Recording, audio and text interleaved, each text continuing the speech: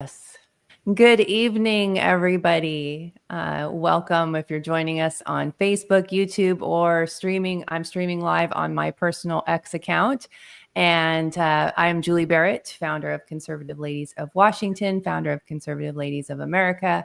And as we start looking post-election and looking forward to the 2025 legislative session in Washington State, I wanted to invite Representative Jim Walsh, who also wears a hat as the chairman of the Washington State GOP. He's been one of our longtime friends, which we don't go back that far. So I don't know, about 3 years that we've been doing legislation in Washington, and Jim has been with us since the beginning. He's a friend to Conservative Ladies and works with us through the session, kind of helps give us guidance of where we can support legislators and kind of helps us navigate some of the policy issues, since we're just citizens trying to figure it out. So we know that Washington was the only state to move left in the country. And so which we kind of expected. I don't think there were any surprises as far as the elections go. And so kind of gearing up for what does a Bob Ferguson administration in Washington State look like, and what can citizens expect coming up? And then we'll also be talking along the way about what citizens can do to be the resistance against this tyranny. And Jim has written a plan about resisting tyranny, so we'll get into that as well. So welcome, my friend. It is good to see you tonight. Congratulations on making it through your first election as the chairman and your re-election to the state legislature. Well, thanks, Julie. Yeah, it's been an interesting cycle. There's a lot of media talking about how Washington State moved more left. I think really we kind of held. I mean, most of those stats are based on the presidential election. And it is true that Trump did a little worse this time than he did 4 years ago, but not a lot worse. And the other races are basically all holds. The congressional races are holds. The legislative races, we may lose one seat in Olympia. So they're basically holds. I think that there was a lot of sort of fatigue about the presidential race in Washington. The turnout numbers for both conservative and progressive voters were down. In fact, the progressive numbers were down even a little more than the conservatives. But I think that the presidential race just dispirited people here in Washington. I think, and one of the things that you see the more you're into this stuff is the presidential race in a presidential year really does define the election, the ballot. We try to emphasize on state races here, on the state legislature and the statewide executives, the governor and state attorney general and commissioner of public lands. But really what drives people to voting or away from voting is the top of the ticket, is the presidential race. And I think that in Washington State, what we had this year was just a lot of fatigue. And there were people who just didn't vote. The overall turnout was down. Do you think that was on both sides with the Democrats? Do you think they were fatigued with the Harris-Biden fiasco? Very much so. And it may not even have been, I mean, fatigue might not be the right word, dispirit, discouraged. I think that Kamala Harris was just not a compelling figure. She didn't drive leftists to turn their ballots in. And so I think there was apathy. There was a lot of voter apathy. And that's why not a lot changed in Washington. We had hoped to pick up one congressional seat. That didn't happen.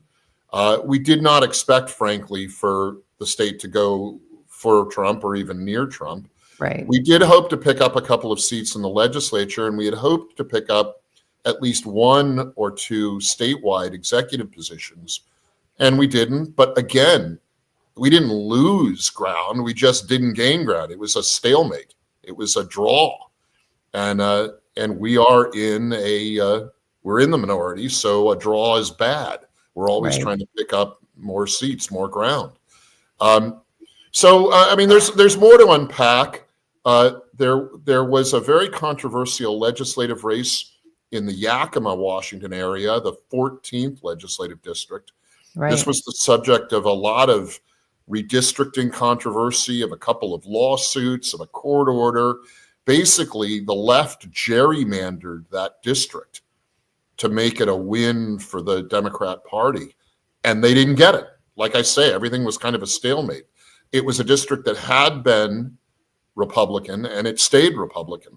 And so that, to my mind, may be the best example of what happened here in Washington in 2024.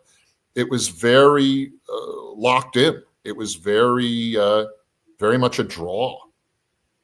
Yeah, they really that was a big thing that I don't think a lot of people talked about as far as the elections go on the redistricting, because that was a big deal with a lot of races down in 17 and 18, and also you had as a result you had several legislators, at least on the Senate side, that I can think of, that just decided not to run again, kind of decided to retire. Whether they would have done that or not without the redistricting, I don't know, but that's correct. We lost one state senator in particular, Linda Wilson, to retirement.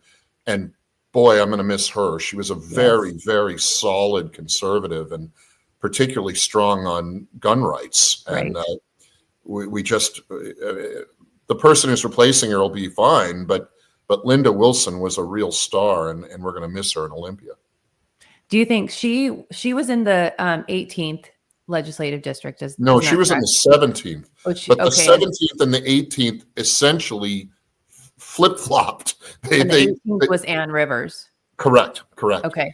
But those two districts were kind of collateral damage to the controversy in the 14th.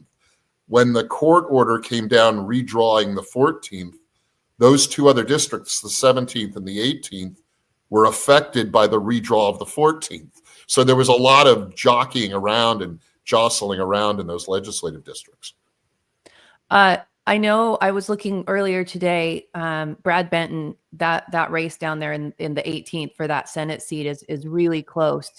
When do you think, how long will that be up for a recount? What are your thoughts on, do you have any predictions? Yeah, it's razor close. Benton, the Republican, is behind, but by just a couple hundred votes out of, tens of thousands cast. Mm-hmm.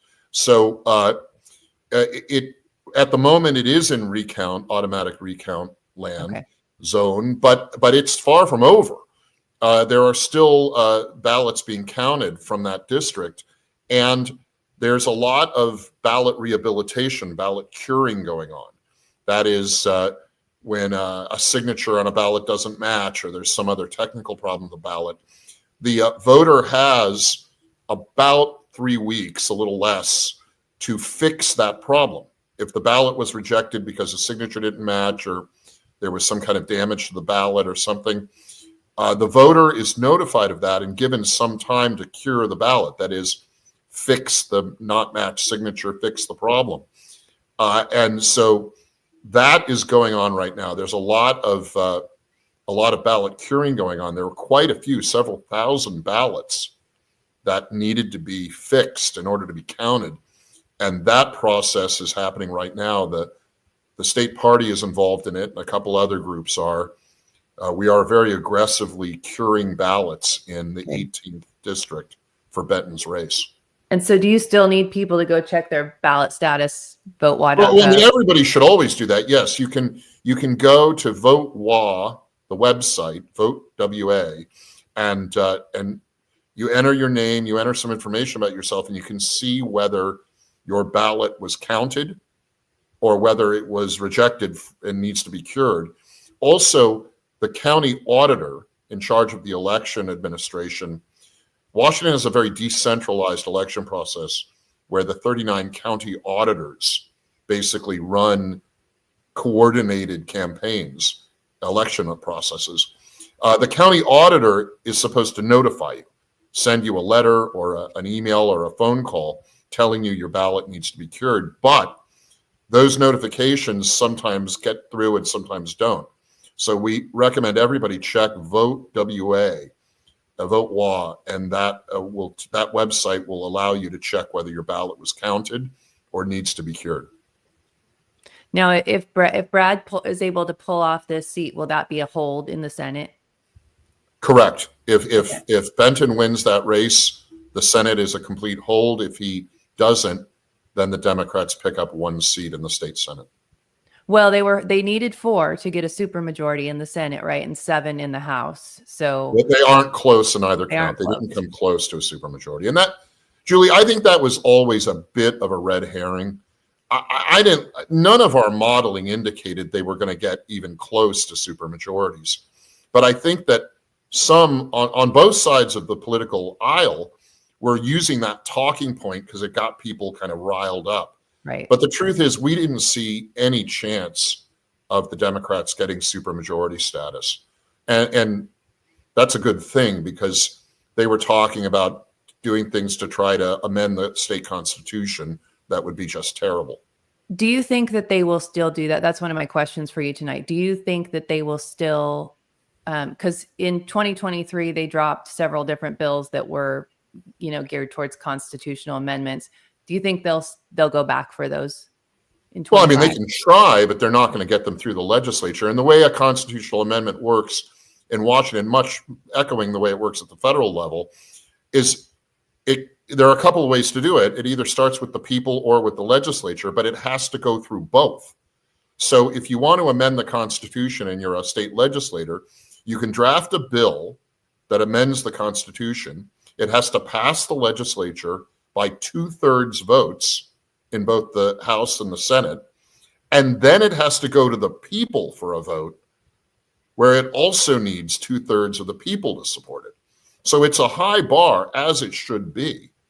And at the moment, the Democrat Party does not have 2/3 of the votes in the legislature.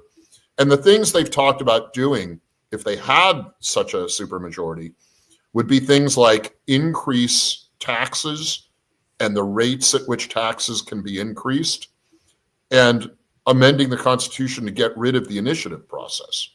Both hugely unpopular propositions. But if they had a supermajority, they might try it. Now, they can try it again without a supermajority, without the 2/3 votes, but they'll largely be statement bills. They're not viable. They're not likely to get through. Do you think with kind of the way this election turned out, and do you think that Republican legislators will be less inclined to support Democrat bills that are bad bills that maybe they would have been talked into in the past? Or so, do you think there's going to be more of a hard line with Republicans? Well, the Republican caucuses have gotten a little more conservative. So you may see that. And the publicity around a couple of bad bills that did get bipartisan support in the last session or two, there was a lot of publicity around those bad bills that did get bipartisan support. So I think that publicity will make Republican legislators who signed on to some bad Democrat bills to show they were bipartisan, they will be a little more careful. Now, Julie, there are still good bipartisan bills to sign on to that do incremental or technical changes. There are places we can agree in a good way, but the two most controversial bills that were passed in the last session that got bipartisan support, frankly, shouldn't have. One was a Senate bill that hides from public disclosure certain information related to election processes in Washington state. That was one.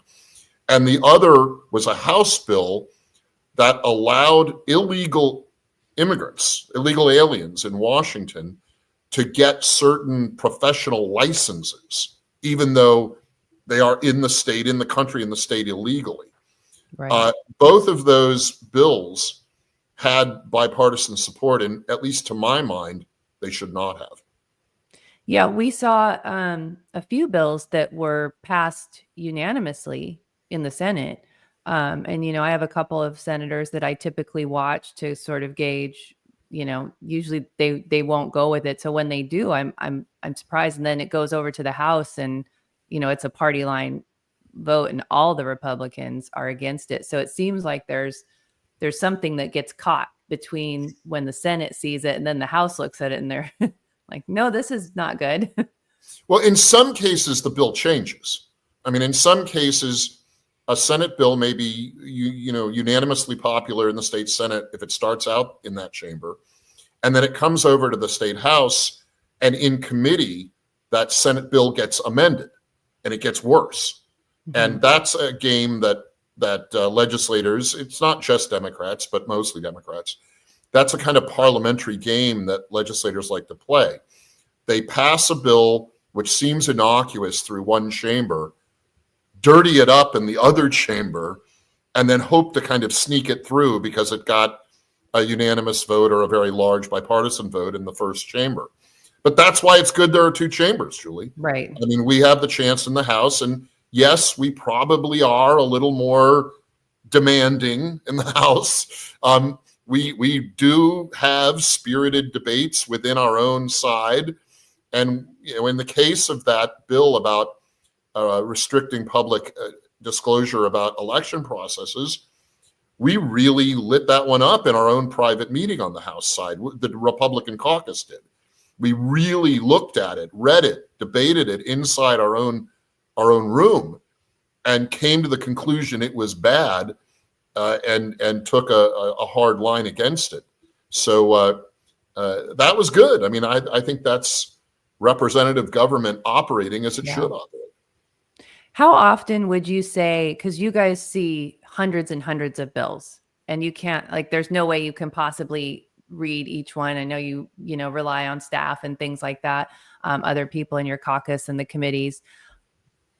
What impact do citizens that might be watching, different policies as they're moving through, what kind of an impact does their opinion, or, if they reach out to you via email or something like that and say, hey, I'm really concerned about this bill, how does that impact you as a legislator? Well, I mean, a lot. I mean, that is kind of crowdsourcing review of bills and budget items and other things that go through the legislature. So I think it's very effective. And I suppose there's a bit of a law of large numbers to it. A single email about a bad bill may not change a legislator's mind, but a group of emails or phone calls will.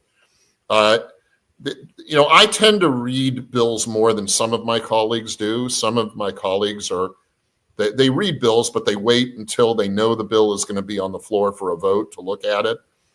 And they can be persuaded very much so. They don't look so much, like I say, for any single point of contact.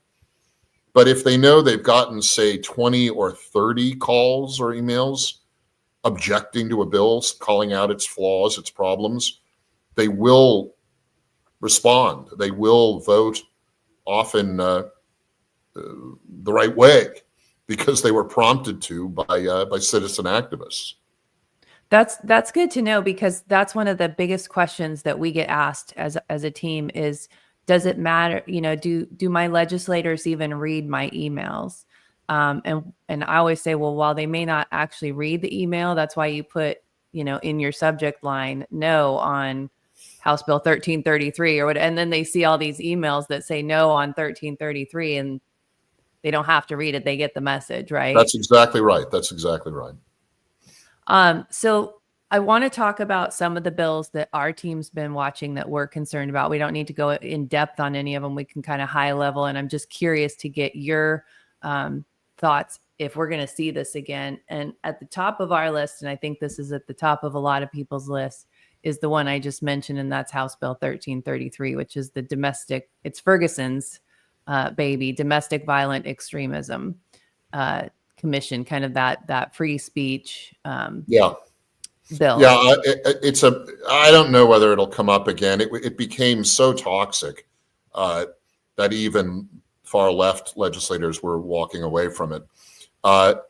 This bill creates a commission that begins to create law, or at least the proposals for law, that restrict speech. There's no other way to put it. That basically create a body of law that could be civil, but could also be criminal, and that's a really problematic part of it. So it's open. That would make this so-called domestic violent extremism, not domestic violence. It's a newfangled phrase that Ferguson and his crew came up with, domestic violent extremism, into, make it illegal, either facing civil penalties if you engage in it, or possibly criminal penalties. And it is sanctimonious, it is arrogant, and it is clearly designed to weaponize the state government against free speech.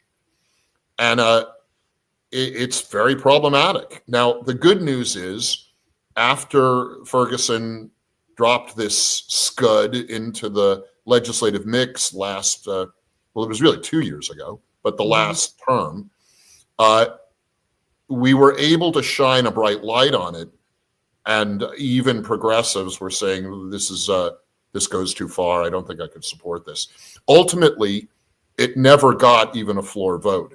We were able to kill it at the pre-committee level. So that was a good defensive win. But they may not run that one again, Julie, but they may run other similar bills that aren't quite as egregious, because they don't like free speech. Right. And lately their talking point is they don't like social media free speech.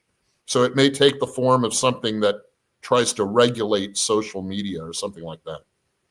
Well, they've got their, what is it, Skynet Social or whatever, Logically AI that likes to spy on people. I'm glad to say, Julie, I was public enemy number one for that deal. I'm not surprised. The state secretary of state here in Washington contracted with an English company, UK company, called Logically AI. And Logically AI is a cyber sleuthing consulting firm that hires out mostly to private businesses, to corporations, to snoop on their opponent, their competitors, their business rivals. And they snoop on what people or companies are doing on social media or online. And then they will make complaints using the complaint mechanisms of platforms like X or Facebook or Instagram to try to block or shadow ban certain individuals or companies. Now, they do this mostly for companies, for corporations competing with other companies, but they contracted with the state of Washington to do it to individuals who are critical of the state's election processes. And they swear that all they're doing is the snooping, that they aren't doing the complaining, but we have reason to believe they are also doing the complaining, that is, trying to get critics shut down or shadow banned on social media. And it's just horrible. And I've confronted the Secretary of State about it, a fellow by the name of Hobbs, and he without blinking defends this practice because he says it's for security. Of course. And I don't agree with that. I want to ask you about a bill that did pass because it's kind of along the lines of what we're talking about. And I've seen a lot of people posting on social media because it's going to take effect on January 1st. It's the tattletale hotline. And they're coming for the churches. They're coming for, conservatives. I hate this bill. I testified against it. Our team testified against it. We put out a lot of calls to action on it. I know you hate the bill also. Do people really need to be scared that they're coming, on January 1st, they're coming to your church?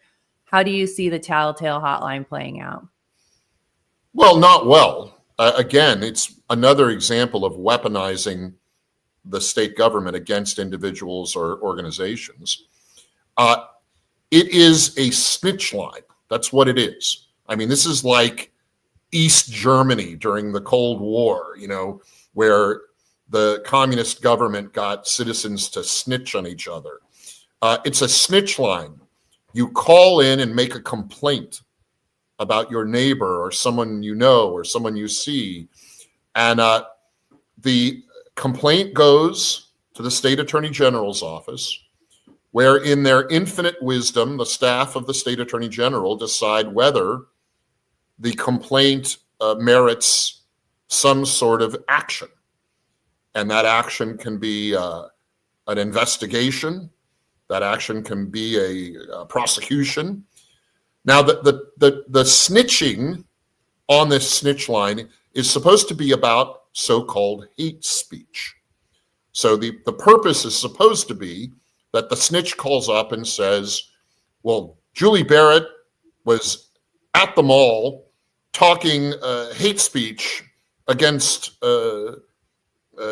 transgen dwarves and saying horrible things about them and saying that they were not good people. And this kind of goofy complaint goes to a bureaucratic process where the bureaucrats make the decision, and who gave them the right to make that decision? No one. About whether what Julie Barrett said in the mall about people is hate speech. It's absolutely ridiculous. And they're a bunch of DEI hires. Oh yeah, I mean it's everything that's bad. Yeah, and I know that some conservatives are going to try to do a sort of Operation Mayhem thing where they're going to call the snitch line up and snitch on leftists, Antifa groups, whatever, who are saying and doing horrible things, and try to sort of short circuit the snitch line. I don't advocate or oppose doing that. I'm just mentioning that some conservatives are talking about doing that. I advocate for that. Especially when you saw Antifa spray painted in downtown Seattle, kill JD Vance. Well, that's hate speech right there. So call them up. It is. Yep. Okay, let's get back to the bills. There is one that ran up to like the very last day of session. I think it's and you guys killed it like in the wee hours of the morning, which is where the bad bills go to either get passed or go to die at like 2 a.m. in Olympia. And that is the Keep Our Care Act, which was Senate Bill 5241. And this bill was very, very much opposed by the medical community, by the Catholics, because, and you can explain it better than I can, it would really impact healthcare and hospitals and in the state of Washington. And it is not a popular bill. So if maybe you can just kind of high level explain what that is, and do you think that's coming back? Because it was on Bob Ferguson's campaign policies that he wanted to see. Yeah, terrible bill. It purported to protect transgender care, gender affirming care, and other things like that. But really, when you got into the mechanics of it, it restricted transactions involving hospitals, but also any healthcare facility, really, from buying or selling each other, from merging or being acquired. And what the medical industry, medical community people came to us and said is, we're not sure what this bill really is trying to do. They're sort of using the political hook that it's to protect transgender, gender affirming care.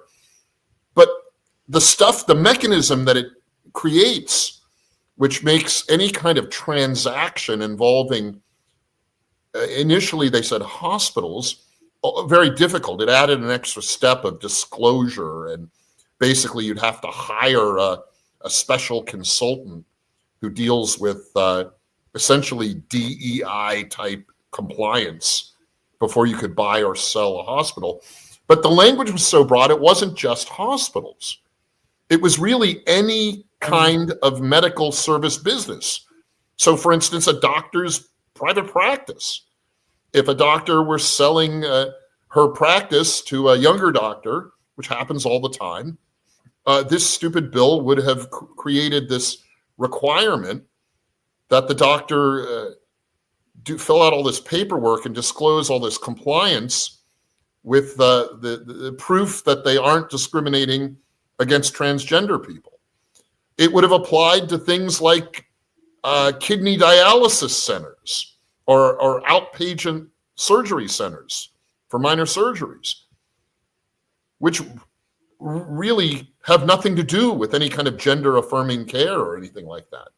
They still would have had to fill out this compliance paperwork. So the medical community really didn't like it, and we, the Republicans, took a pretty hard line against it. Initially, the majority said it was a hill they were going to die on. They were going to press it through. But we were able to work the levers of parliamentary procedure and make it clear that it was a bad bill, and that if they were really going to try to run it, we were going to have a lengthy and spirited floor debate. And the majority in Olympia doesn't like those because you had they end up dozens of amendments, which having amendments takes a lot of time because the floor has to vote on it. So it takes a lot of time, and the Democrats wanted to go home. And I think some of the Democrats realized this is a bad optic for us. Yeah, we're going to end up fighting all night on the amendments on this bill. The amendments actually make the bill better, so we're going to have to vote no on good amendments. And I don't want to spend the whole last night or second to last night of the session voting no on good amendments to a bad bill. And so we were able to discourage enough of their members, they didn't want that fight, that the speaker just decided this is not a hill, in fact, we want to die on. This is a hill we'll surrender. And they gave up on that bill, which was a win, really, for everybody. I mean, in my district, we have hospitals, but they are smaller hospitals. And they told me this could kill us. I mean, there's a lot of consolidation going on amongst small hospitals, and it might wreck our ability to merge or combine with other rural hospitals. Which would hurt the people in your district. Oh, the hospitals would close. They would lose, the people would lose access to their good rural hospitals. So do you think Ferguson will push that back this year? They're going to have to reshape that one substantially, Julie, if they do. It was badly written. I mean, I think it was overbroad. And the state senator who was sponsoring it, clearly, she showed in the hearing she had no idea what was in the bill. So they would have to narrow it down. If they want the talking point about protecting trans people, I think they're going to have to find another vehicle for doing that, because this bill it just had too many clear problems. And I guess you could call them unintended consequences, but I don't even think they understood the consequences. So I don't even know if you could call them unintended consequences, unseen consequences. Yeah. Well, hopefully it won't. And you know, one of the things that I've learned over the last few sessions that I've been involved, that, you know, you and others have helped me learn over the last few years, is the worst of the session come up at the very last week, and they happen in the middle of the night. So, and going into 2025, it's a long session. So it will start at the first week of January and go till mid-April. So buckle up, folks. One that our team has been watching pretty closely last session, and we've got some people that work on the election type of bills, is it was Senate Bill 5209, and it would have made mandatory voting. Do you recall? Did this? I don't know if it ever made it over into your chamber, if you've ever heard of it. It's a really, really stupid bill. You know, it's just, again, it's sanctimonious and arrogant, and just, it's stupid. It's a stupid concept. And most of their election bills are, well, most of their bills in general are, but all of their election bills are just designed to make the elections worse than they already are. Yeah, and this idea of fining people if they don't vote, it violates a passel of constitutional protections. Right. But basically, not It's okay though. voting You can is, turn in a blank ballot. yeah, sure, there'd be I mean, what massive are they going to do? undervotes. Yeah, That's what they say. They're advocating for it. You can turn in your blank ballot. Oh, that sounds safe and secure. right. It would invite abuse of various sorts. But Yeah. at my point, Julie, is not voting is in fact voting. I mean, if people are not Yes. excited about an election, if they don't like the candidates, if they don't like the issues, and they simply say this is too bad, it's too screwed up, I'm not going to vote at all, that's making a statement.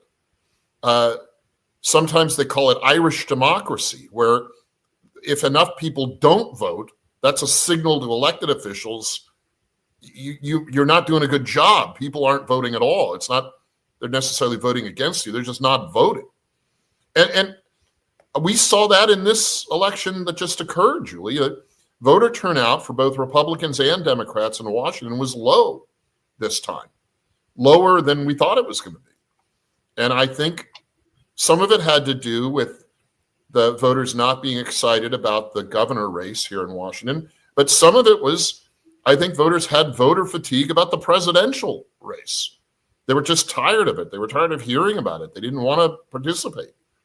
And personally, I don't like that choice, but that is a choice. And if you're a citizen and a registered voter and you're so dispirited about of the presidential race, you just don't want to vote at all. I mean, I would try to convince you to vote, but if ultimately that's what you decided, that's a decision. And that's your right as a citizen to not vote. Yeah. Speaking of, while we're on the topic of elections, the 4 initiatives, the Let's Go Washington initiatives, that was really a big deal. And I can't imagine if voters actually were able to read a statement on their voters pamphlet about those that actually made sense and wasn't confusing. Because I had people that read them to me and I thought I wouldn't vote for that. Just if all I knew was reading that, I wouldn't vote for it. They make it sound horrible. And so you only have the one that passed, the natural gas protection bill. Yeah. Yes. What, and I don't recall, there were a couple of bills that went through the session this year that were definitely aimed at the initiative process and disrupting that process. I don't recall if those passed and went into effect, but they did. I mean, that was the whole problem this time. That was the problem. Okay. There was a bill that was passed into law very anxiously and quickly, rammed through the legislature, signed nervously by the outgoing governor into law, that created something called a public investment impact disclosure, PIID, public investment impact disclosure. And what this PIID does is it creates a new thing, a new kind of subtitle that is printed on the general election ballot that describes the impacts of the initiative if it passes. This is new. This has never been on a ballot or on initiatives before. And we oppose this very much. It was clearly designed, again, to weaponize this process of describing the initiative in a way that would make the initiative sound terrible. We sued, the Republicans in this state sued, to get clarity from the courts on how this disclosure, we call them warning labels, how the warning label could be written. The warning label is written, by the way, by the state attorney general, that office. And we predicted in the lawsuit that the then attorney general, now governor-elect, Mr. Ferguson, and his crew would write intentionally confusing and misleading warning labels that would leave people uncertain how to vote, and they would vote the wrong way. This is a matter that Ferguson himself has brought up about initiatives in the past, and that titles were confusing or language was confusing. And what this new law in Washington did was it essentially put into law that he could put a confusing statement on the ballot, not in the pamphlet, not in collateral material, but on the ballot. And it played out just as we predicted. People weren't sure how to vote. People who wanted to support the initiatives read the warning label and thought, oh, the right vote to repeal, for example, the cap and trade tax is to vote no, when in fact the right vote to repeal the cap and trade tax was to vote yes for the repeal. And so it worked in a cynical and manipulative way. It worked, but it's a terrible thing, and we're going to try to get rid of those PIIDs, undo that whole thing, and not have them intentionally confusing voters on ballots. Yeah, it was really something to watch the Democrats during session, as they knew that these initiatives were going to come to the ballot. It was really something to watch them with those bills that they and like you said, they came through late in the short session at the end, and they were passed through very quickly. While we're talking about the initiatives, let's talk about the Parental Bill of Rights Initiative 2081 that was passed by the legislature. So the legislature had the option to pass it themselves or put it to a vote of the people. They passed 3 of the 6. And then there was the gas ban one that went on the ballot as well. So there are 4 on the ballot, 3 passed by the legislature. The Democrats in their floor speeches on the 2081 were very bold about being, we will change this if it impacts the rights of LGBTQ kids and, impacts existing laws in any way. And of course, you're very involved with the lawsuits that are going on now. And we've got Chris Reichel, the OSPI, who was just reelected, is sending out, in August when it went into effect, he put out information telling schools to ignore it. He just did a newsletter update for at the end of October, basically saying that schools were not to disclose mental health, medical records, or gender identity to parents. And then, of course, Ferguson is doubling down on this. We're going to protect, these kids. So a lot of parents are concerned, right? And I know you hear from them. We hear from them. What do you see happening with all this as we go into a new session? Are they going to repeal it? Are they going to change things up? What is your prediction on this? Yeah, they're going to protect minor children from their custodial parents. Just think about that for a minute. That is some serious Orwellian newspeak. Yeah. I don't think they're going to repeal the Washington Parents' Bill of Rights. The ACLU filed a lawsuit almost immediately after the law took effect, trying to challenge it, trying to get it thrown out. They failed. The Parents' Bill of Rights is still law in this state. The court did allow a hold on a couple of the points within the Parents' Bill of Rights that have to do with certain medical issues. But the law was not overturned. It was not repealed. It stands as good law. And the efforts of people like the state school superintendent, Mr. Reichel that you mentioned, are negligent. The horrible part of Mr. Reichel's advice to school districts to disregard or break the law is that he doesn't pay any penalty for that. Right. If there's a lawsuit, which there would likely be, by parents who've been lied to or misled by school employees, the school district is liable for those damages. So it's really, Reichel's kind of like a con man. He's telling school districts to break the law. He pays no penalty for that. but they do if they follow his stupid advice. So school districts, don't listen to Mr. Reichtel. He's setting you up for liability and trouble. Obey the law. Tell parents what's going on with their minor children.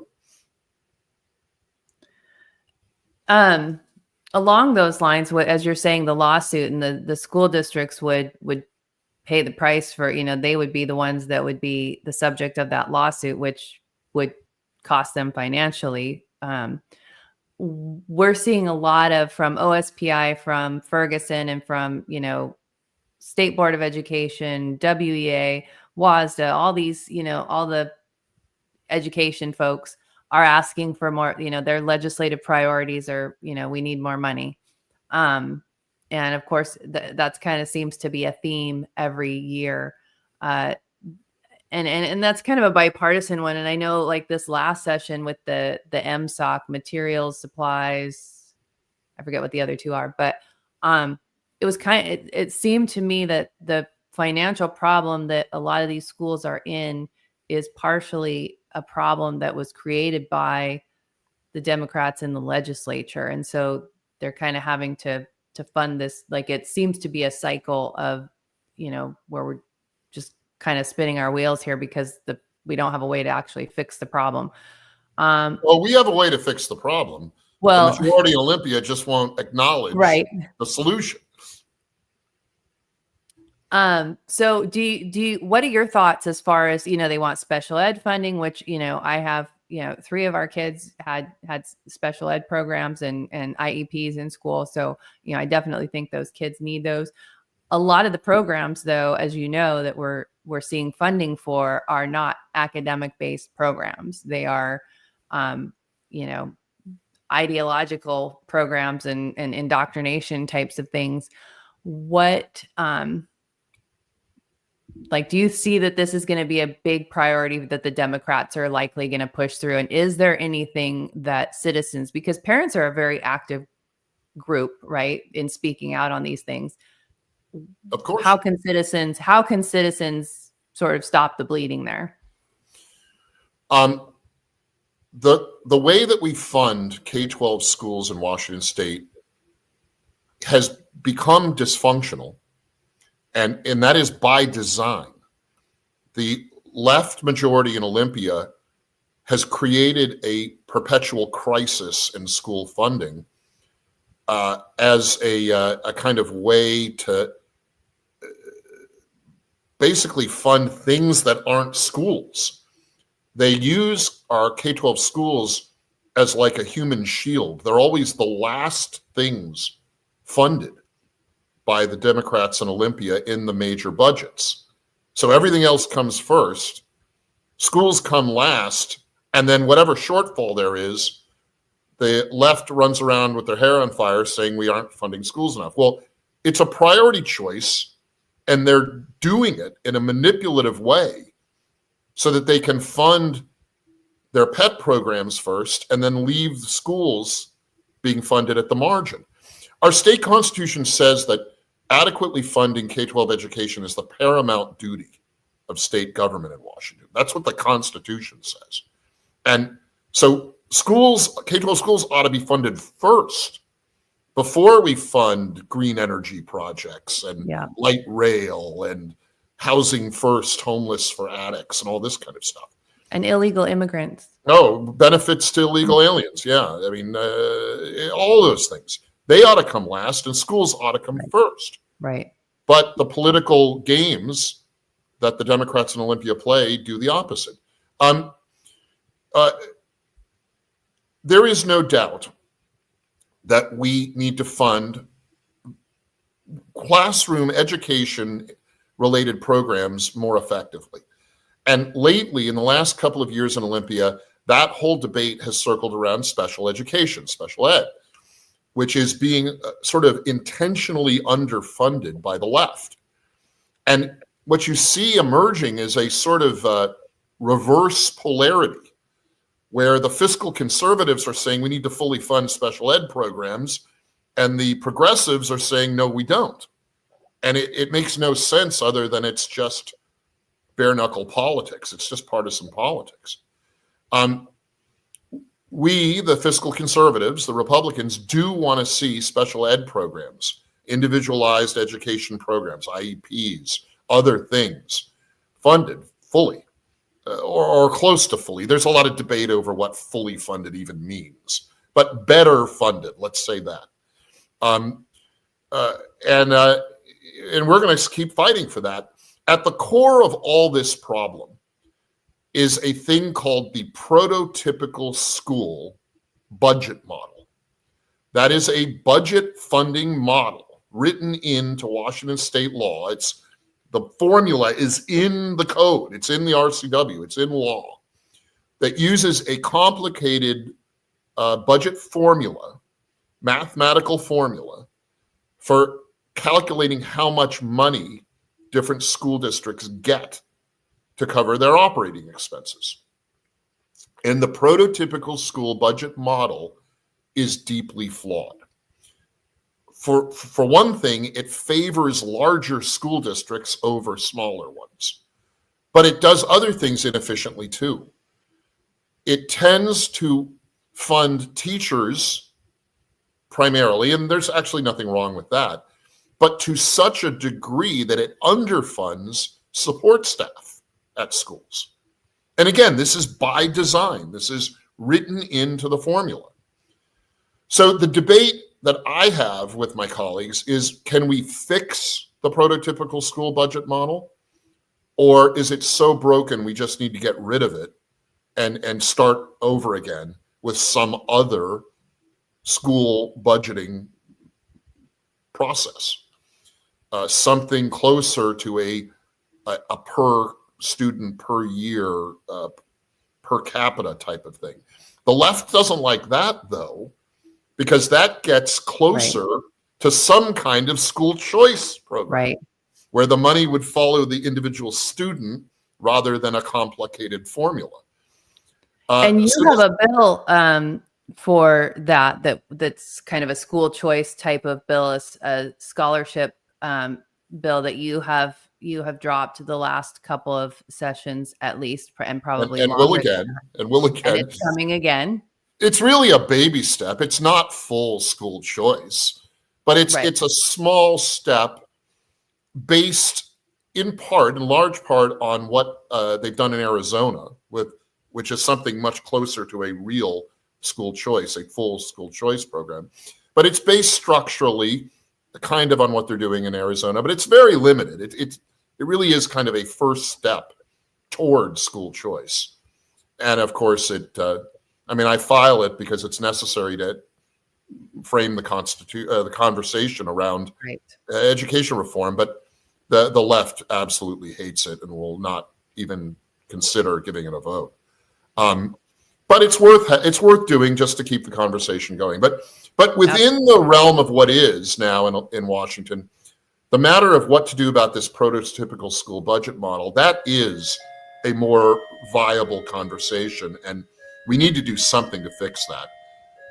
And if we can fix that broken model, that budget model, I think we can better fund special ed programs as well as school support. I mean, things like janitors and nurses and the people who keep the facility clean and running well. Those need to be funded. Those positions need to be funded better. Yeah. And so the formula needs that budget formula, that budget model needs to be fixed. Well, it's not glamorous to talk about school funding, but it is necessary, and it's one of the big things that goes on in the legislature. So we'll be tracking that. I know. We're getting here to about 7:00, so I want to wrap up soon, but I don't want to end this live stream without talking about your and this was with your WAGOP Chairman hat on. The WAGOP Chairman unveils his project to resist tyranny in Washington with a Bob Ferguson administration looming. So I'm going to go ahead and share this article. I don't know if people will be able to read it on the screen, but if you want to tell people a little bit about what this is, I'll put a link in the chat so people can go and read the full thing for themselves. Yeah, people who've been following politics in Washington State for a while know that my main tagline is resist tyranny. And I try to encourage people to do it with a smile, do it happily, don't get angry about it. But we have in our state a political establishment that has authoritarian tendencies. There's just no other way to say it. We saw it during the COVID outbreaks. We've seen it with a lot of this anti-parental rights stuff. We've seen it with a lot of the really strange opposition to free speech and freedom of conscience. So what we've done, the state party does, in addition to supporting campaigns and doing the other kinds of things that a political party usually does, we have a series of projects. And the projects tend to be very policy focused. We had a project about repairing our schools. We had a project about protecting free speech. Well, this one is kind of a little broader than a single policy point, but it's the project to resist tyranny. We know that the governor-elect, Mr. Ferguson, in his time as state attorney general, has shown a great tendency toward tyrannical behavior, prosecuting people over trivial matters, weaponizing the good tools of government against individuals or industry groups that he disfavors politically or oppose him politically. And we want to make sure that we shine a bright light on these tendencies and hopefully prevent them from taking full effect or taking any effect. So this project, which is really just launching, will identify and track certain behaviors on the part of the incoming governor. And when he engages in authoritarian and kind of wannabe tyrannical behaviors, we are going to shine a light on them. We're going to publicize them clearly. Try to get in before the trouble takes full effect and prevent it. And so this project announcement outlines what that means, what specific points in policy we're going to track, and how we plan to resist them, to oppose them, and hopefully prevent them from damaging the state and the people in the state. I will say, Julie, part of it is a little cheeky in that I took some quotes from the incoming governor's first press conference as governor-elect, where he spent an inordinate amount of time screaming about Donald Trump. Right. And I converted them. I took out the word Trump and put in the word Ferguson. And it was surprising how well they fit. So the things that Ferguson accuses Trump of doing can be turned around by just changing the name.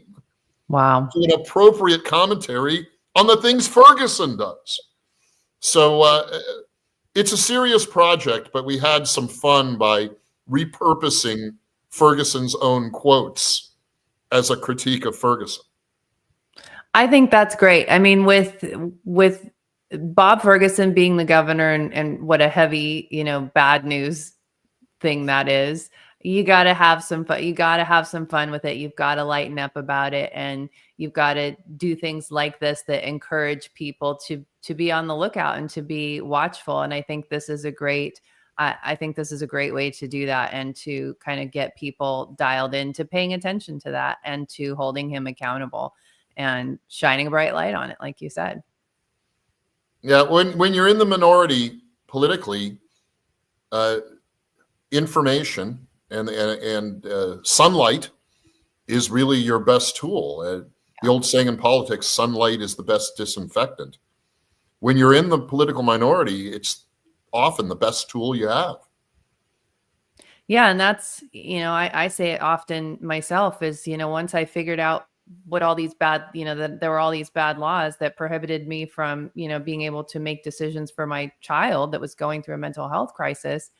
I wanted to, that's one of the reasons I wanted to get so loud, because I wanted to shine a bright light on what they were doing. I wanted everybody to know I didn't want to let them do that in the dark. And so I'm fully with you on that.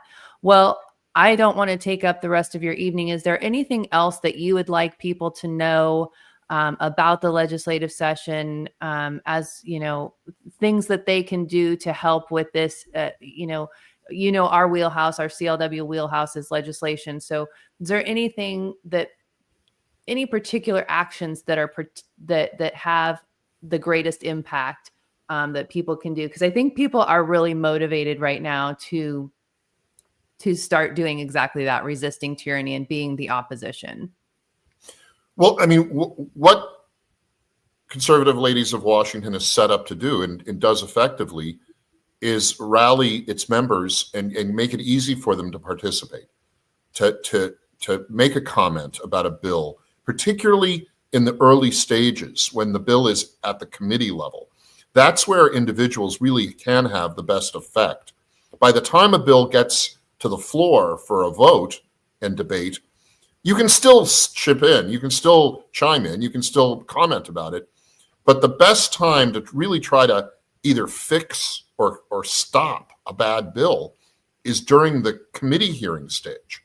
And I think that CLW has done a very good job of getting people motivated and get them the tools to get on Zoom or show up in person and say something about a bad bill while it's in committee and there's still time to either fix it or stop it.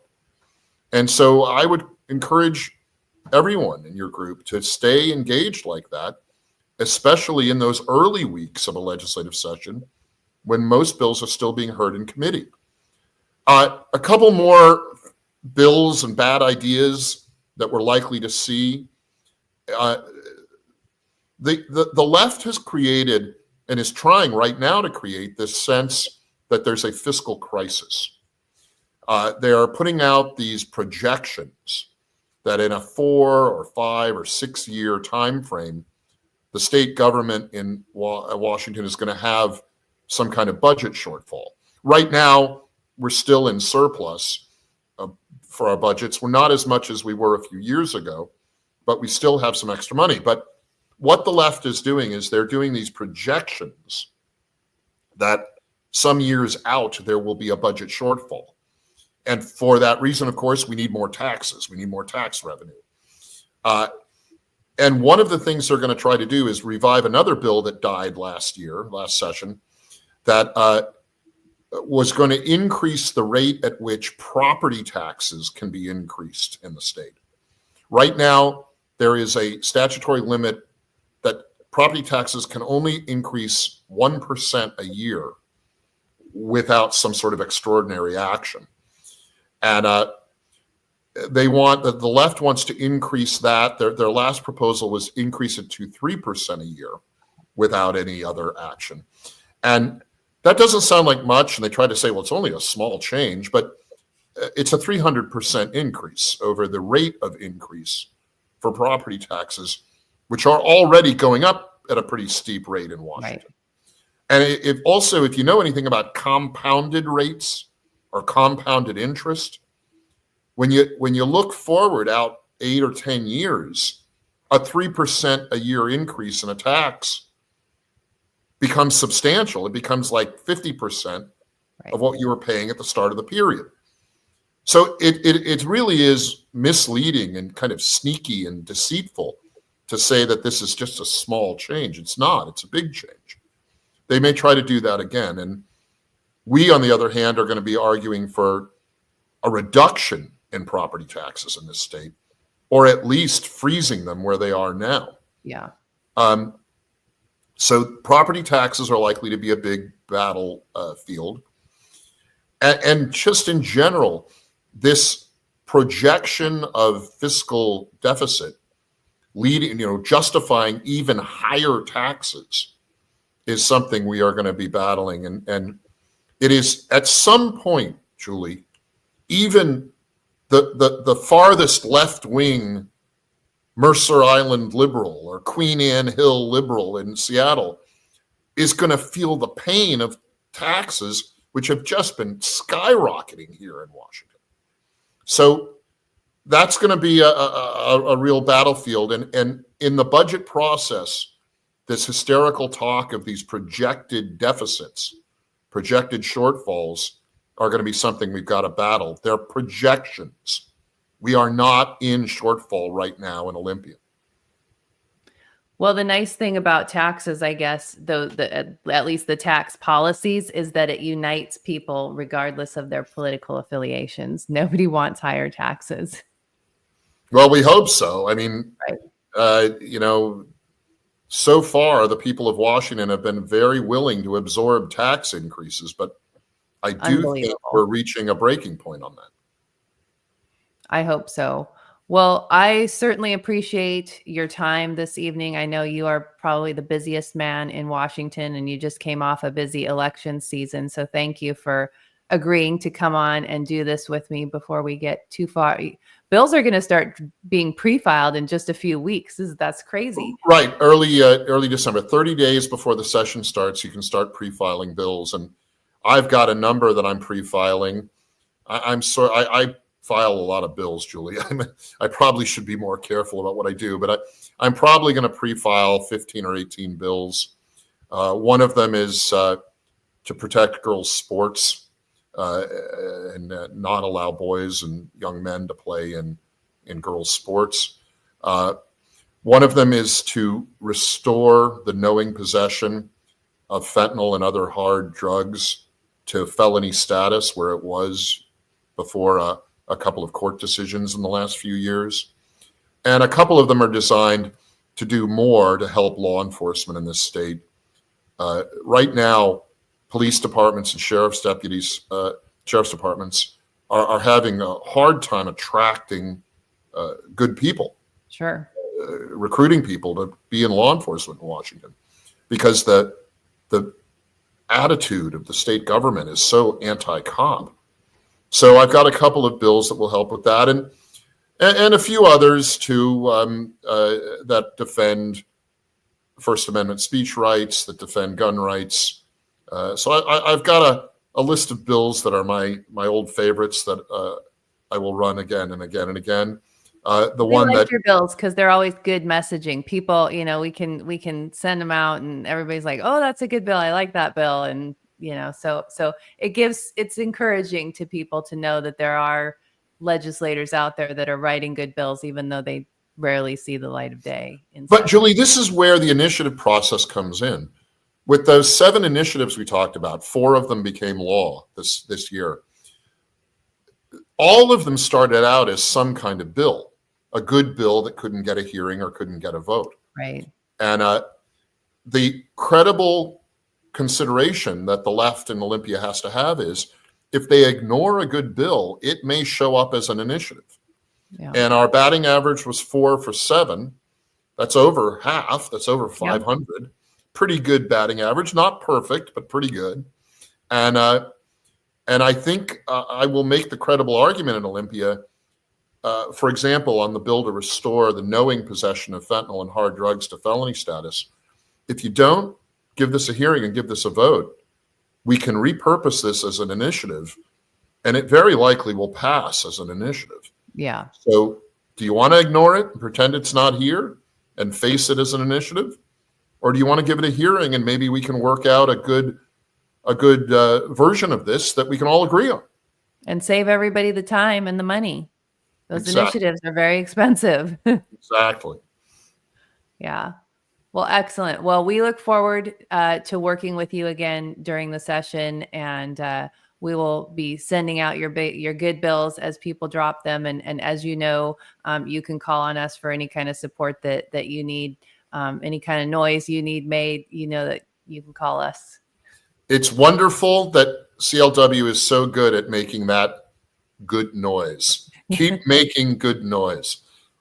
We will. Thank you, my friend. Thanks everybody for joining us. There was a lot a lot of chatting going on in the live chat. So thank you all for joining us, and please engage with us. Go check out our website, conservativeladiesofwa.com, and find out how you can get involved in getting active this legislative session. Good night, everyone.